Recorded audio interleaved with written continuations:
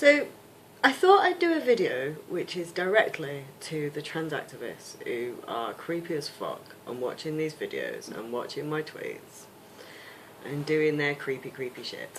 And I thought I would explain why you lost. And you'll notice I'm using the word past tense. Now, largely, all that's really happened is there has been a botched consultation on a piece of legislation. There was a shitty debate which didn't consider the rule of law. That rule of law would have always had to be considered. Safeguarding was always in existence. It's been the case for a very long time in this country. It's upheld by a partnership between parents, professionals, and government. And none of the parties in that triangle can abdicate that responsibility. And women in the 20th century, we already actually know how to recognise abusive behaviour. Now, I know that you thought that if you just had enough power behind you, if you just had these bullshit academic disciplines, if you just abused enough women on Twitter, and if you just got into the right places, that would not be the case. Well, unfortunately it is. And you're currently screaming at people because the laws that you didn't know existed take precedence over this brand new piece of law, which is the Gender Recognition Act. Now, one of the things that we've been able to do with you is use your behaviour, because male pattern abusive behaviour doesn't change. It's predictable as fuck. It's part of the reason that women know how to stand up to it, because it's absolutely predictable as fuck. You accuse people of your own behaviour, you spend all your energy on protecting your own identity, and you've never really grasped that women exist independently from you. Now, trans never ever meant that women ceased existing independently from you. It never meant that the word lesbian had changed meaning to include men with penises. It certainly never meant that we would cease to be able to identify abusive behaviour. Now, you haven't lost because of anything we did. We only did what women were always going to do, and what women are going to do in other countries. You have lost because you're abusive men and you don't know how to hide it. Now, I'm really grateful for what you've done, because what you have done is you have highlighted a blind spot that was at the core of austerity, which is a disregard for these laws and the way that they fit together. And because of you, a process that should have happened in 2010 and could have bypassed and prevented what austerity did to women is now going to happen. And that's an examination of how safeguarding and equality legislation and other new piece of legislation fit together. We've needed that for a really long time.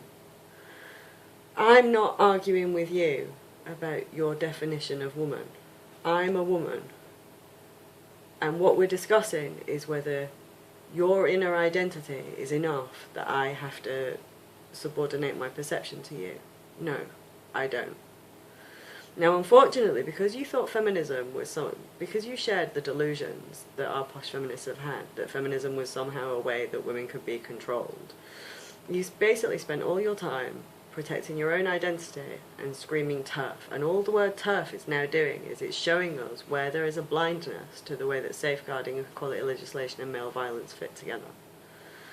So the GRA review is on the 19th, and you can try and prevent meetings. I think you've realised that that tactic probably was never going to work. Women's freedom of assembly was never on the table. For all the shit that Women's Place UK and We Need to Talk took, all that really was you stating that that's what you intended. Too late to undo. Now, the law is now quite clear, I believe.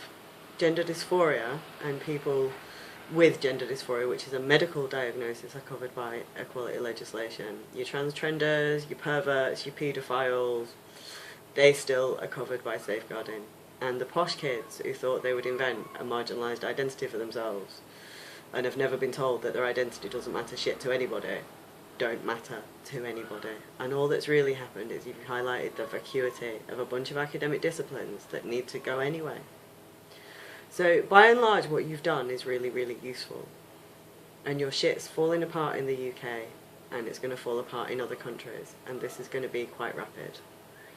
Now, to the transsexuals that I know, and no, I don't use the word trans women anymore, it's a linguistic tick that's allowed women and children to be harmed.